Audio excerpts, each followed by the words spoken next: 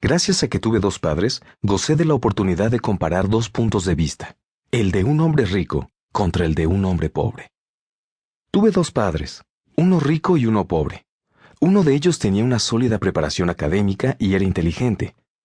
Contaba con un doctorado, y cuando estudió la licenciatura, cubrió el equivalente a 4 años de trabajo en solo 2. Luego ingresó a las universidades Stanford, Chicago y Northwestern para realizar estudios más avanzados, en todos los casos con becas. Mi otro padre no pasó de segundo de secundaria. Ambos tuvieron éxito en sus carreras y trabajaron con ahínco durante toda su vida. Los dos llegaron a recibir ingresos muy sustanciosos. No obstante, uno siempre batalló en el aspecto financiero, mientras que el otro llegó a ser uno de los hombres más adinerados de Hawái. Al morir, uno le heredó decenas de millones de dólares a su familia, a grupos de caridad y a su iglesia. El otro solo dejó facturas pendientes por pagar. Ambos eran fuertes, carismáticos e influyentes. Ambos me ofrecieron sus consejos a pesar de que estos eran muy diferentes entre sí. Y aunque los dos creían firmemente en la educación, nunca me hicieron las mismas recomendaciones en lo referente a mis estudios.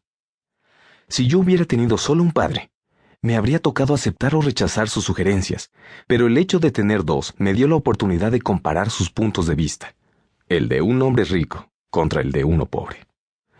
En lugar de aceptar o rechazar a uno u otro, pude pensar más, comparar y finalmente elegir por mí mismo.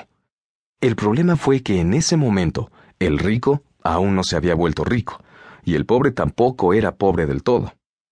Ambos estaban al inicio de sus carreras y enfrentaban dificultades familiares y económicas.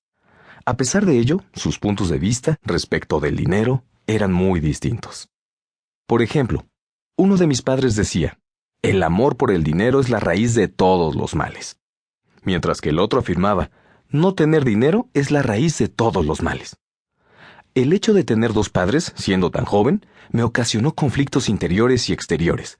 Yo quería ser un buen hijo y escucharlos. Sin embargo, no hablaban desde el mismo lugar. El contraste entre sus visiones, y en particular en lo que pensaban con relación al dinero, era tan extremo que mi curiosidad fue creciendo y yo me sentí cada vez más intrigado. Y entonces empecé a pensar, por periodos más prolongados, sobre lo que cada uno decía. Pasé buena parte de mi tiempo en soledad preguntándome cosas como, ¿por qué dice eso? Y luego me preguntaba lo mismo respecto a las afirmaciones de mi otro padre. Habría sido mucho más sencillo decir, ajá, tiene razón, estoy de acuerdo con él. O rechazar sus opiniones con algo como, mi viejo no sabe de lo que habla. Pero en lugar de eso, tuve dos padres a quienes amé y que me forzaron a pensar y finalmente a construir una opinión propia. A largo plazo, elegir por mí mismo en lugar de solo aceptar o rechazar sus puntos de vista implicó un proceso mucho más valioso. Una de las razones por las que la gente rica siempre puede generar más dinero y los pobres empobrecerse más es porque los temas financieros se enseñan en la escuela y no en casa. Casi todos aprendemos de nuestros padres lo que sabemos sobre el dinero, pero ¿qué pueden los padres pobres enseñarles a sus hijos respecto a este tema?